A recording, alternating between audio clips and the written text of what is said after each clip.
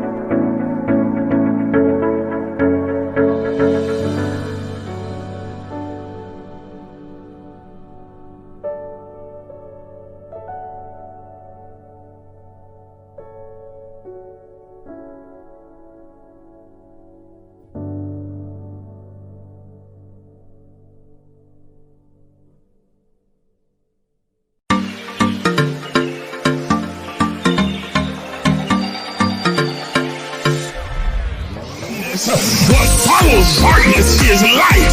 That darkness is the indicator that light is getting ready to shine.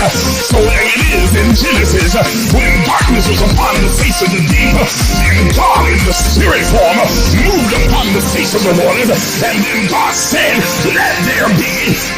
Because darkness precedes the light. Are you understanding what I'm saying? But he needs the darkness there so that God can move upon the face of the deep, so that the shift can take place. Listen, look at your neighbor and tell your neighbor that shift take place in the darkness. Oh my God, you hear what I just said? Everybody's not going to see the shift that's happening. They see the chaos, but they don't see the shift. They see all the craziness going on in your life, but they don't understand that underneath the darkness, God is moving in secret. He's moving in quiet. He's moving in the hidden places. He's moving in the cracks and the corners and the crevices. He's moving in places that you cannot see. And when the light comes, they're going to see a new order.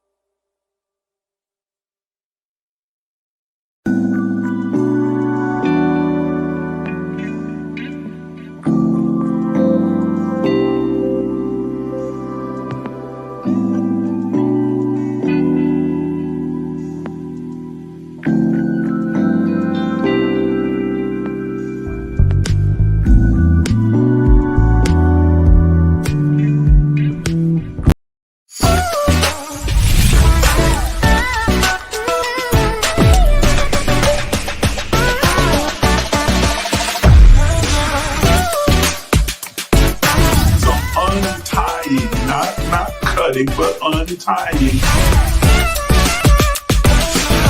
And so the universe then has no choice. First attribute of the secret place. The secret place is a place of revelation. It makes you free because it awakens you and makes you consciously aware that everything that you thought was holding you is an illusion.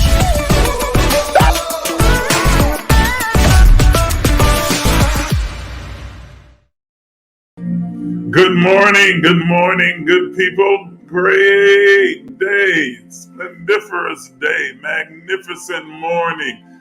It's so good to be on with all of you this morning, and so good to be able to share together as we explore and go further and deeper into our own understanding of our divinity, our oneness with God, our likeness with God.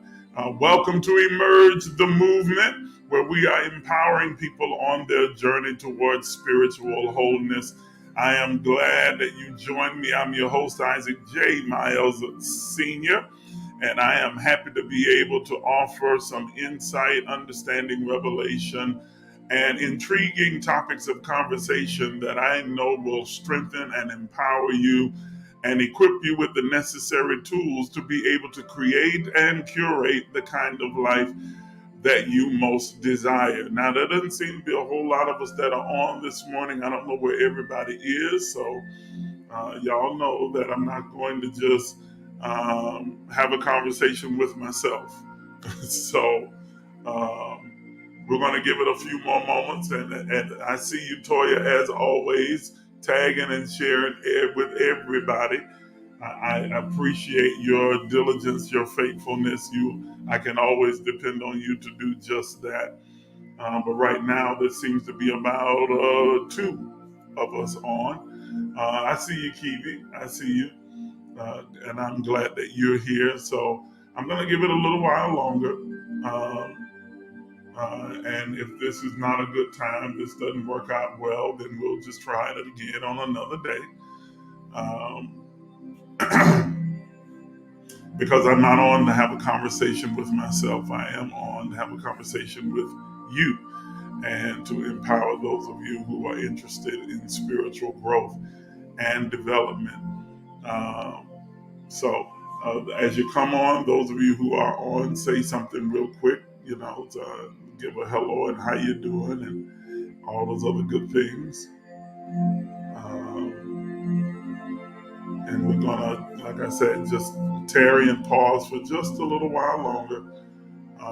We'll probably give it about another 3 minutes, and then if everybody's not here by then, we'll make a decision about whether we're going to move forward or we'll just come back on another day or maybe later on today and have the conversation. It's a shame though, because I'm telling you this. I was really excited about having this conversation and really talking about the soul's adventures, and that I'm sure many of you may not even be aware that how adventurous adventurous and how much your soul likes to explore and experience itself in various places, times, forms across the multiverse. And I think that, it is Super Bowl Sunday. You know what, Kiwi? I completely forgot about that because I stopped watching the NFL after Kaepernick, and I haven't tuned back in since then. So I'm really, Super Bowl, I'm oblivious to it. I hadn't even been thinking about the NFL. It is Super Bowl Sunday. So people are getting ready for their parties and Super Bowl and this, that, and the other. It didn't occur to me. It did not occur to me. So today may not be the best day to come on and to do this. Maybe we should try this on tomorrow night when more people are available and they've had their party and are not as distracted. Good morning, Dee Dee. I'm glad you're here. So, I hadn't thought about that. Super Bowl Sunday.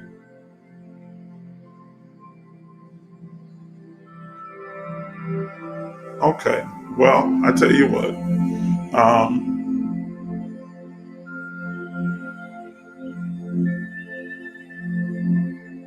let's pause and we will reconvene on Monday.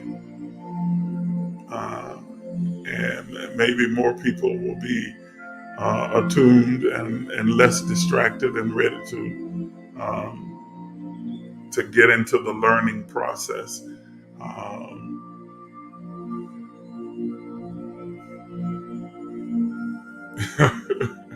They could have gotten it this morning. Yeah, absolutely.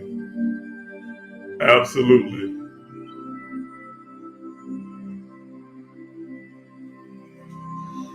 Absolutely. But we'll convene again on Monday. Let me give you 4 things that I want you to think about, just to hold them in the forefront of your mind. Hold these 4 things in the forefront of your mind, and it will absolutely help you in the preparation for the conversation that we'll have tomorrow. 4 simple things, four simple truths. One, that we are one with God, and you know this. We are literally one with God, which consequently means that we are literally one with each other. That's number 2, that we are literally one with each other. There is no divide, there is no separation. There is an individuation, but there is no separation. Let me say that again. There is individuation. Each of us are an individualized, unique expression of the divine creator of all things, the all of everything that is God.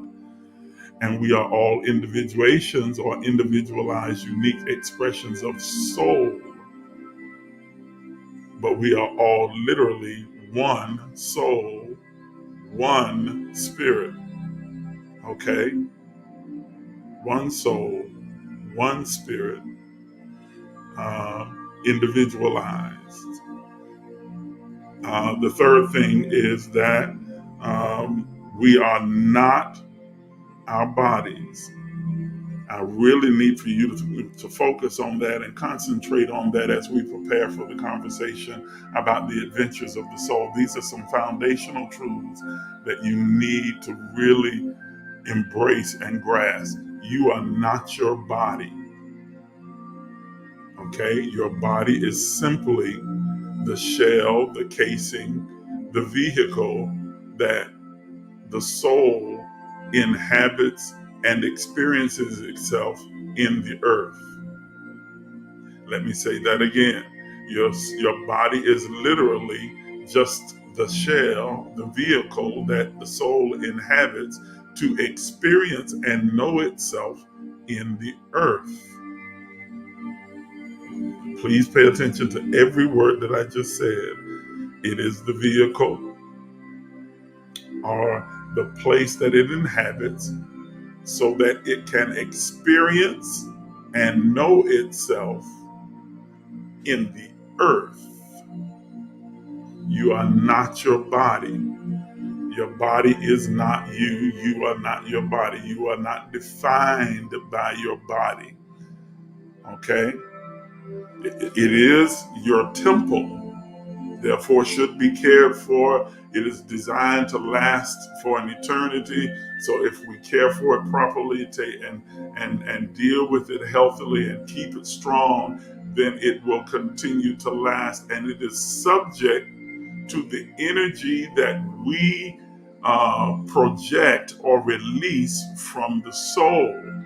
It responds and aligns itself to our most dominant thoughts, and it aligns itself with the energy vibration that we release from the spirit through the soul, via the soul, into this 3-dimensional realm. But you are not your body. Everything that you think you know about your body and you have been told about your body as it relates to spirituality has in most cases probably been wrong. Now, as it relates to biology, absolutely truthful. But this shell casing, this vehicle, this mode of operation, experience, and transportation within this earth realm is specifically and meticulously designed for the soul to have the fullest experience, expression of itself in the earth realm. It is specifically designed so. Okay, please understand, you are not your body. You don't see with your eyes. You don't speak with your mouth. You don't hear with your ears. You don't smell with your nose.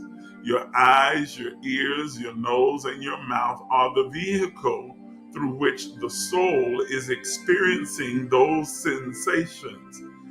Absent the soul, you still have eyes, ears, a mouth, and a nose, but you can't hear, you can't see, you cannot smell, and you cannot taste.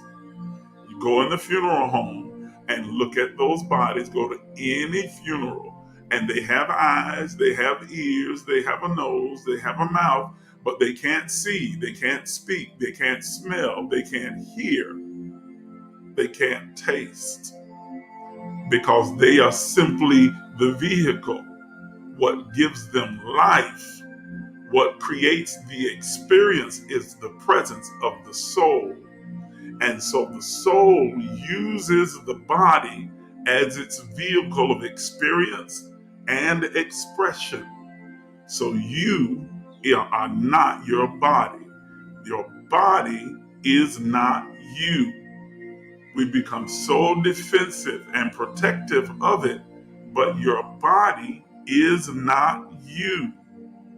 It is simply and literally the vehicle or the vessel that the soul inhabits in order to experience and express itself. And then finally, number 4, that we are divine. If I am not my body, if I am not my body, and I am not, then what am I? We are divine in every sense of the word. We are divinity in 3-dimensional form, inhabiting a vehicle or vessel through which we can experience and express ourselves in the earth. We are spirit and soul.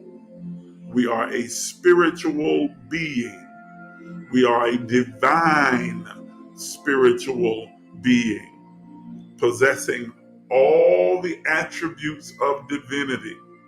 And we know what those are. Omnipotence, that is all powerful. We can do all things. There is no limit to our capacity and ability to do. Okay? All knowing, that within us is contained the fullness of the Godhead bodily. All knowledge, okay? That is omniscient, omnipresent, that while we are individualized and localized in this 3-dimensional vessel through which we experience and express ourselves in the earth, we are not confined. We are localized, but not confined to it. Okay, we're not confined to this form. And then we are omniactive. We are constantly in every moment creating the next moment of our reality. That we live in the matrix of the reality that we create with our thoughts, our most dominant thoughts, our feelings, our thoughts, words, and deeds. We are divine in every sense of the word. It is the reason for which Jesus is purported to have said, everything you've seen me do, you can do also. And not only can do, will do also, and greater. And the greater there meant not in quality, but in quantity. You'll do more than I was able to do in the 3.5 years that he was walking in his divineness, his as a ascended master. He says, but because you will spend more time on the planet or in this plane of consciousness, you'll do more than what I did. But you're made of the same stuff, the same material, the same particles, the same essence, the same spirit, scriptures say, that raised Jesus from the dead is the same spirit that quickens or makes alive, puts in mobility, active your mortal body. And so with that divine spirit, you are creating the matrix in which you live, the reality in which you live every single moment through your thought, words, and deeds. Your thoughts, your words, your deeds cause a chain reaction within the earth, within the universe, throughout nature, and causes all things to align themselves to your truth, to vibrate at the same exact frequency as you are releasing inwardly from your spirit, to align, or let me put it in churchy terms, to align itself with your anointing. There's a word, because some church folk don't like those words, vibrations and frequencies. Okay, your anointing. It aligns itself with your anointing. Even the winds and waves obey, aligning themselves with the authority of your anointing or your frequency, vibrational frequency that you're emitting.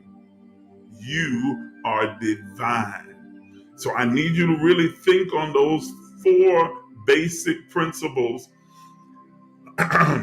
as we prepare to explore the adventures of the soul, to understand its makeup, its operation, its desire, its purpose.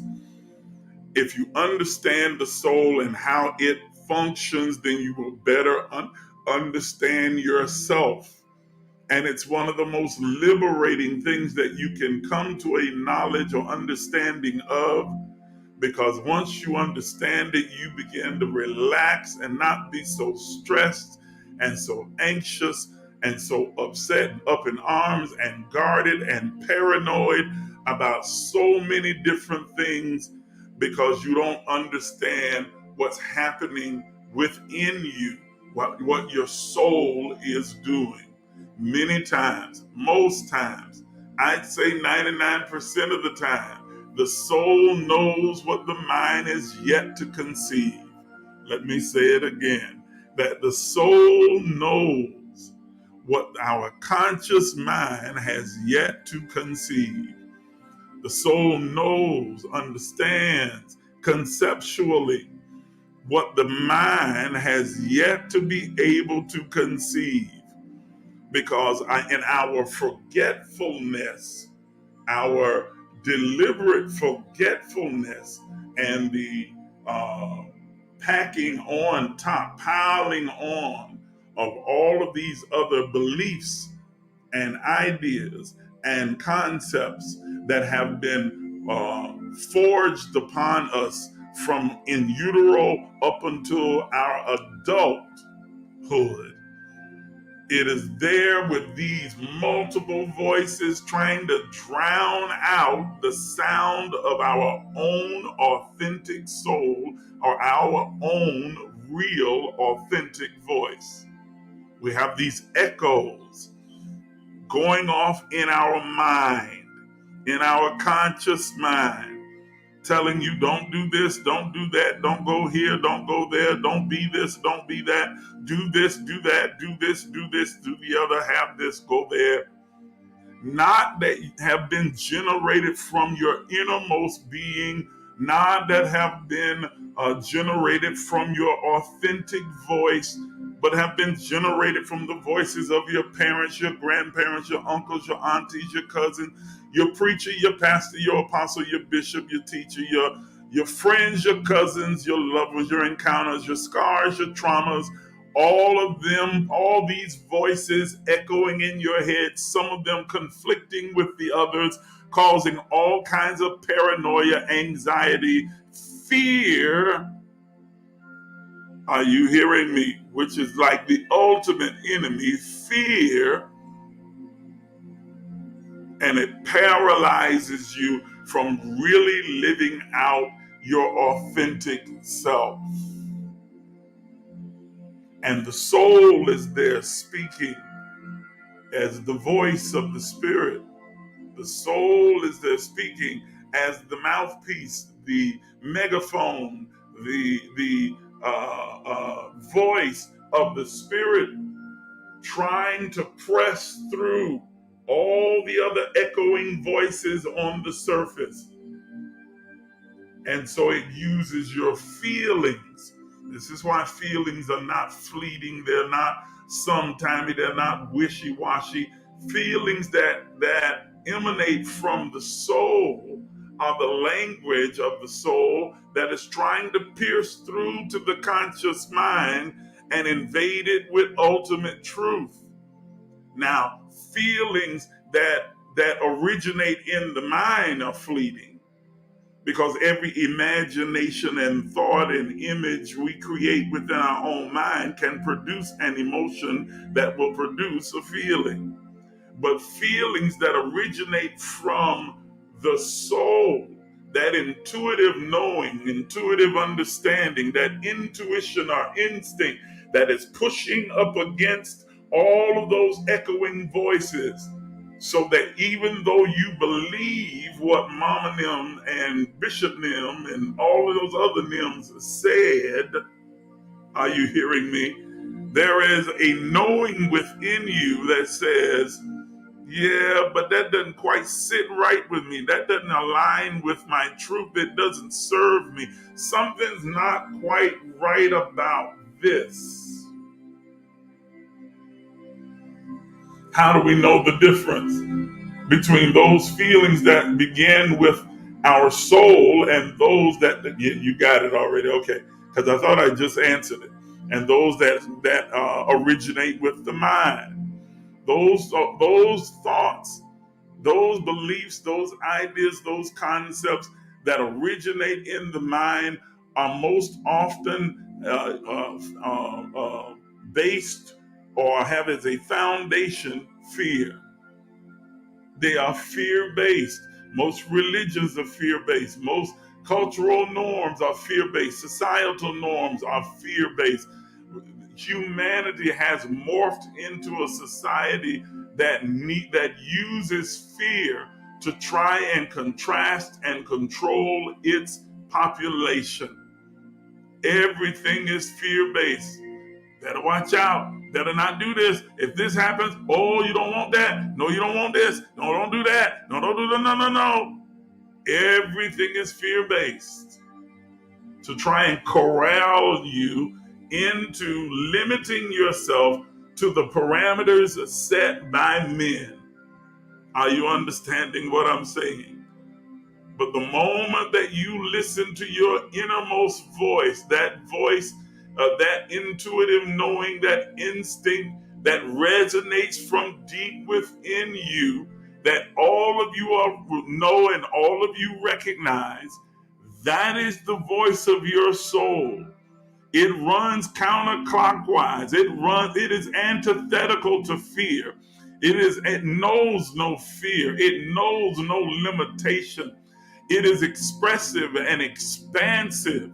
It is adventurous because the experience is the point. Let me say that again. It is expansive, expressive, experiential, because the experience is the point. The soul's ultimate desire is to fully and expansively experience and express itself in this human form, in this earth realm, in this plane of consciousness. And so it is always seeking to expand and expound and experience and to stretch and push past the imaginary boundaries set by your mind, which are set by those echoing voices that have developed a truth in your conscious mind that is based on a lie. Romans 1 calls it, you change the truth of God into a lie. Yes. Yes. Oh, I'm going to put that on screen, Kiwi. She said, my friends are so fearful. Whenever they quote the Bible, they quote it out of fear and talk about the bad that will happen if you don't do something. Absolutely. Absolutely. I'm telling you that religion is one of the greatest progenitors of fear there is, and not just Christianity. I'm saying Islam, Buddhism, Hinduism, Taoism, Krishna, all of them have as their undergirding, their foundation, the substratum of each religion is fear, because the ultimate goal is control, manipulation, and control. Guess what, ladies and gentlemen? This might shock you. That's also true of government. It's also true of society at large. The rules, the regulations by which humanity has chosen to govern itself, which are fleeting and flexible. They are definitely fleeting and flexible. The ultimate goal is for manipulation and control, to set guidelines and boundaries, to set limitations on the thoughts, behaviors, and experiences of humanity. Even though those quote unquote absolutes are not absolutes at all. That whole idea of right and wrong is fleeting and flexible. It's absolutely true, because for example, since I grew up in Christianity, I'll use this as an example because I'm most familiar with it. Okay. When I was coming up younger, it was a sin to wear makeup. It was a sin for a woman to cut her hair, color her hair, braid her hair. It was a sin for women to have open-toe shoes on or not wear stockings. It was a sin for men to wear jewelry other than a wedding ring. You couldn't wear jewelry, flashy clothes, certain colors. You just didn't do. You didn't go to the beach. You didn't go to football and basketball games. You shouldn't go to movies or watch TV. All of these things were a sin. You'd be hard pressed now to find a religious congregation in Christianity that now holds to those ideas. What was once an absolute, thought to be an absolute truth, has now morphed and said, well, it's okay. It's all right. That's all right. That's acceptable.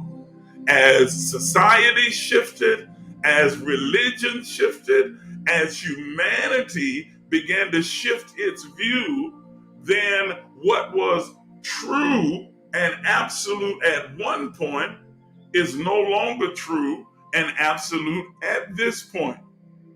Do you realize, those of you who are familiar with the Bible, that if they lived, those people in the Bible lived in our time, that Joseph and Abraham and Jacob and Moses would all be considered pedophiles, because they were all old men who married young women. David would not only be a pedophile and a polygamist, the man after God's own heart. Solomon would be a multiple polygamist and pedophile. And hold on before you get too crazy. Many of your mamas, daddies, granddaddies, great granddaddies would be too.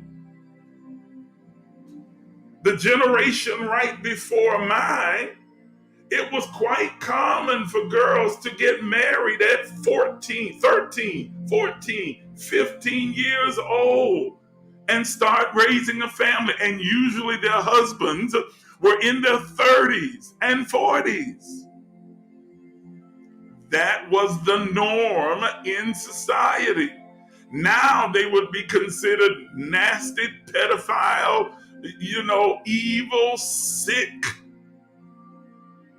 because the norm, societal norm, has shifted. Yet we still set the limitations because we still have to maintain a modicum of control over human society. Are you hearing what I'm saying? Are you saying? And no, I'm not advocating for one thing over the other. So please get that out your head. Don't come here with that kind of foolishness. All right. What I'm trying to get you to understand is that society has always set boundaries, and those boundaries are not etched in stone. They change over time and evolve as humanity evolves and begins to, but they are always put there as a means or mechanism to control and to manipulate.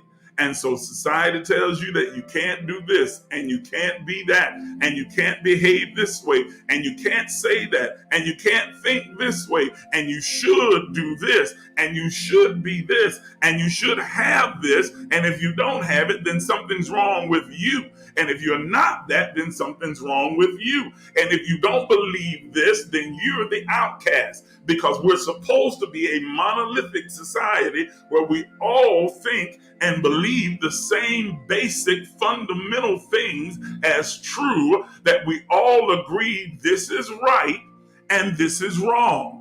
Even though 50 years ago, what was thought to be right was actually wrong.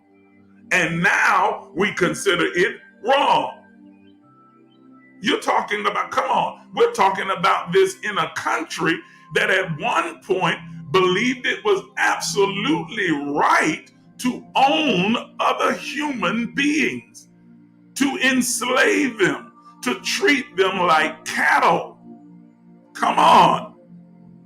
Y'all know what I'm talking. It was not only right in their eyes, it was legal. It was absolutely legal. They fought an entire war in order to maintain. That's what the South was fighting for. That's what the Confederacy fought for. They wanted to maintain the right to own people and treat them as cattle. And please, just a little black history fact, just a little note on the side, please stop celebrating Abraham Lincoln as though he was some great advocate for black freedom. He was not. He did what was politically expedient to hold the Union together. In his own words, he said, if I could hold the Union together without freeing any slave, then I would do so. But I'm afraid that it's not possible. But by no imagination should we ever think that the Negro would ever be comparable or on the same level as the white man. And that was considered right and legal by the larger portion of society, not only in America, but throughout Europe and around the world. Yet society has now shifted, and those who still hold to those ideas and beliefs and there are those who still hold to those antiquated ideas and beliefs, are considered an outcast, racist, and they are, inhumane, and so on, and all of these other words that at one point they would have been celebrated. So the whole concept of right and wrong is not a fixed thing. Even in your Bible that many of you read and believe, the whole concept of right and wrong, of what is required and what is not required, is flexible. It's flexible. Jesus himself, if you believe the report of Matthew, chapters 5, 6, and 7, refutes many of the beliefs of the Old Testament patriots.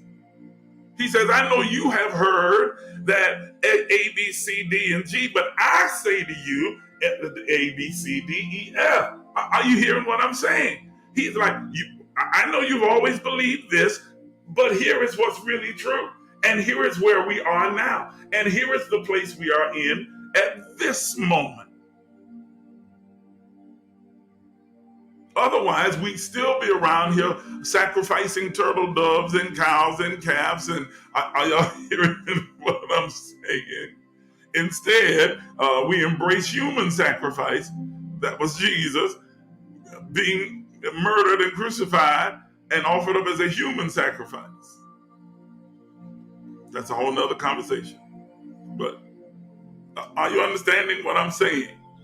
That those who cling to, pick and choose and cling to certain Old Testament norms and try and impose them upon people in today, but don't embrace all the norms.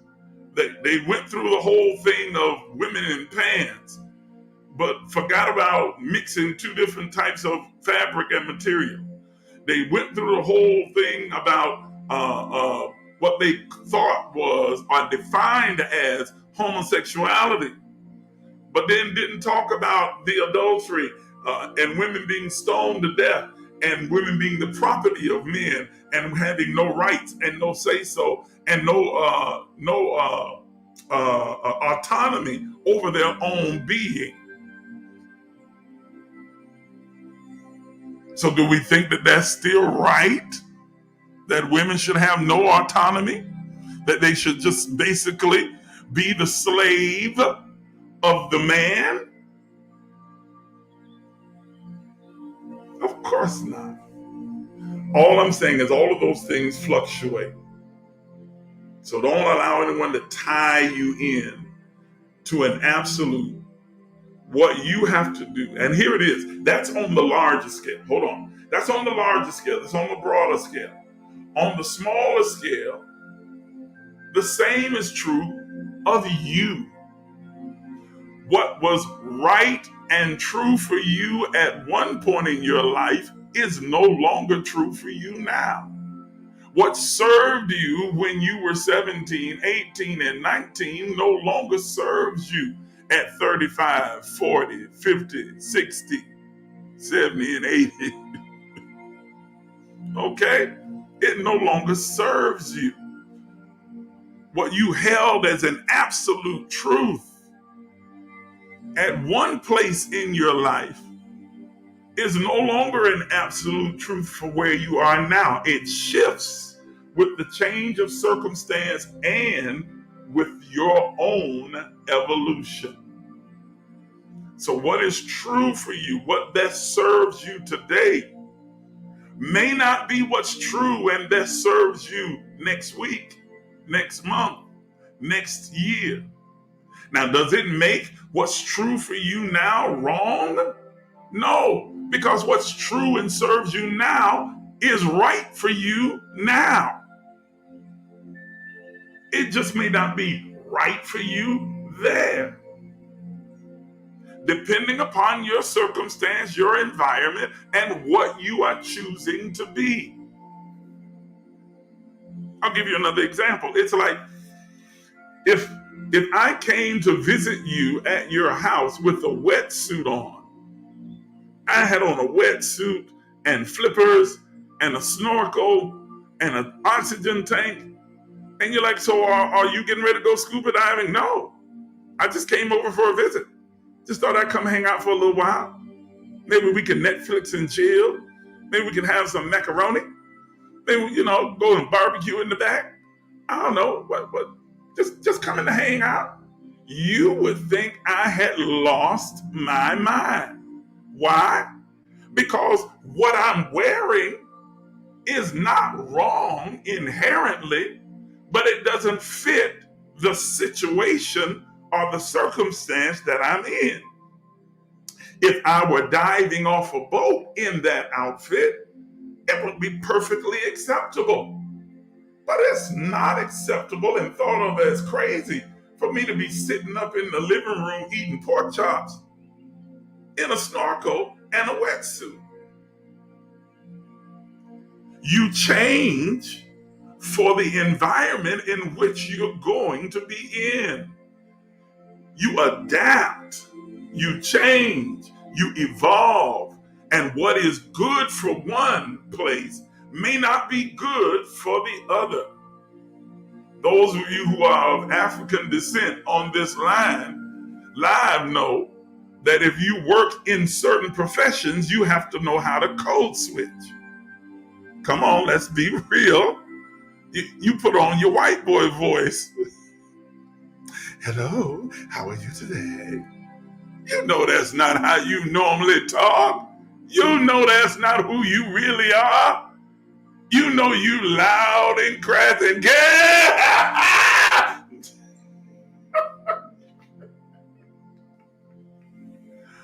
But when you're in certain environments, that doesn't serve. That doesn't make that wrong. No. It's just not appropriate for the environment that you are now inhabiting.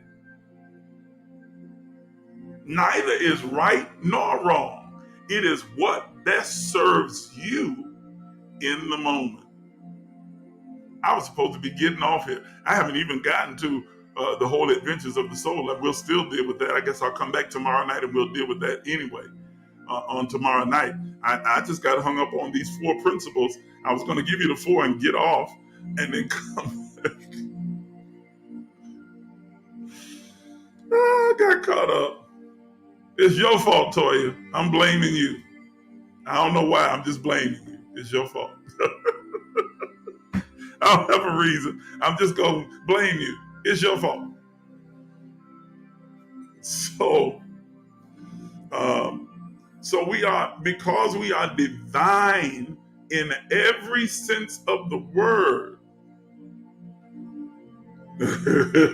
Hush, Dee. So we know better. I was getting off. I was. But because we are divine in every sense of the word, then we are not, it is not in our nature to be confined, constrained, and limited by all the rules, regulations, dogma, legalisms, and societal norms. It is not within our nature. That's why the number of people, statistics say the number of people that are struggling with anxiety and stress are through the roof. I absolutely believe that the leading cause is those feelings of confinement and constrainment and limitation that produces fear and anxiety and paranoia, and even causes people to develop other personalities so they can disassociate themselves from one reality and experience a different reality.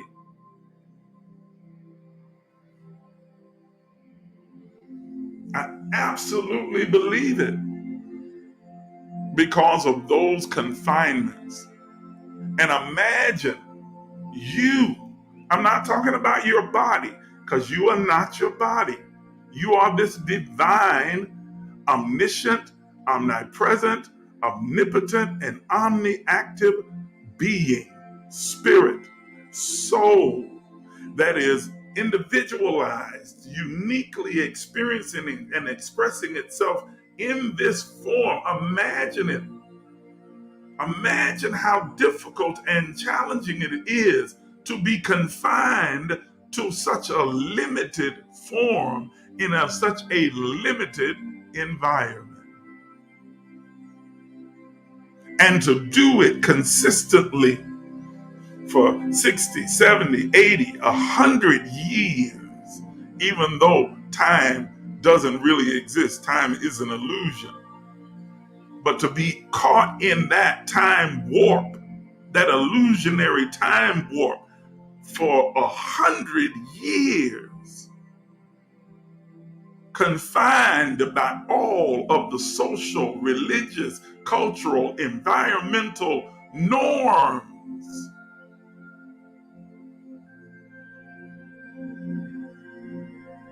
Imagine the difficulty. Imagine the kind of anxiety and stress and fear that is engendered as a result of that. How does the soul find relief?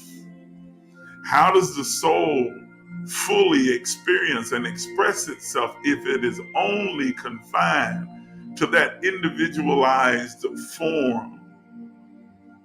How does it regenerate, rejuvenate, refresh itself, and fulfill its ultimate desire and purpose for being if it is tied and tethered to the confinement of the three-dimensional form and all of its limitations? Well, the answer is it doesn't, because it isn't. Yes, it does not, because it is not tied, tethered, or confined by this limited form. And that's the topic that we'll pick up tomorrow night. Because I've already been on for an hour. So I'll stop right here. And that's where we'll pick up tomorrow night. Meet me tomorrow night, 7:30 p.m. on time. And we'll get into how the soul completely experiences and expresses itself, given what looks like the confinement of this three-dimensional form. I know it did go by fast. Until I looked up at the timer, I didn't even realize I had been on that long. It was not my intent. Because of the numbers being so small, I said, well, I'll just, give you these 4 things and then we'll get off and we'll come back. And yet here we are. And I know why I'm like that, because I'm passionate about what I'm doing. I'm passionate about the information, sharing it with you. My ultimate desire and goal is to positively impact the lives of people. That's really what I'm all about. I get my greatest joy, I'm telling you, when I can say something, teach something, be something that will positively impact the life of another person. And they can say to me, what I learned listening to you has helped me, has changed me, has moved me forward. It is the ultimate honor and the ultimate reward for me. It really is. Yes, it is. I agree. Keevan said Toya probably got us up to that 10. Yeah, she sure did, because I tell you right now, Toya be tagging like a, woo, good Lord, Tasmanians. Just okay. Thank you, Diana. I appreciate it. Thank you. So it is my joy to do this. I'm really passionate about it. I really am. So I'll come back tomorrow. We'll pick up right here. I promise I won't rehearse everything that we just talked about. We're going to pick up right here, and we're going to talk about it then. How does this divine, omniscient, omnipotent, omnipresent, and omniactive being, how does it fully experience and express itself given the limited confinement of this three-dimensional form? And I know it's going to bless you. The adventures of the soul. Listen, if you'd like to give today, you can do so by using any of the means that you see on your screen right now. Both our Cashapp and our Zelle. Those of you who are partners and you want to return your tithe, you can send your tithe through either one of those means. If you don't want to give anything, that's cool as well. You know, this is not done for the money. That money is not the goal. Money is not the issue. I work every day, okay? So this is not about trying to find a way to take care of myself. This is about giving you the opportunity to express your appreciation and your thankfulness for what you're learning and what you're receiving. It opens the channel for you to be able to give, and then also for you to be able to receive.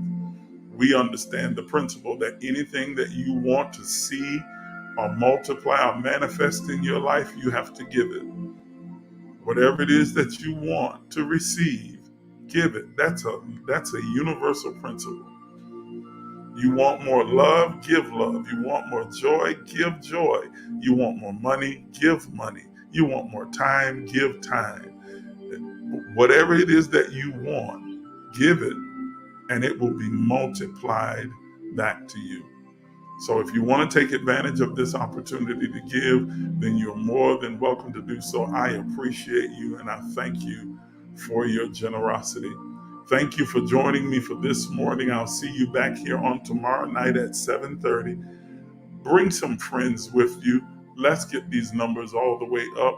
Let's see if we can't really flood the place. I know, I'm not doing TikTok videos, and I don't have a female on here shaking a rump in the thong, and or I'm not telling you the latest gossip about this person, that person, or going off and cussing everybody out. I know those are the things that get a lot of clicks and likes. But I am trying to give you things that I know will help you, and I know that will improve the quality of your life. Let's see if we can't spread the word and expand this platform to reach even more people. There's got to be more people out there that really do want a better life. So help me to expand the platform by inviting others to be a part of it. Not just when I come on with tagging and sharing, and I appreciate that, especially Toya, thank you. But all the time, just constantly talk to your friends and families and loved ones and Facebook friends and tell them about this broadcast and invite them to come and be a part of it. Okay? All right. Thank you all. Have a wonderful, wonderful day. Enjoy your Super Bowl that I won't be watching. And I will see you again on tomorrow night. Good evening. Good morning.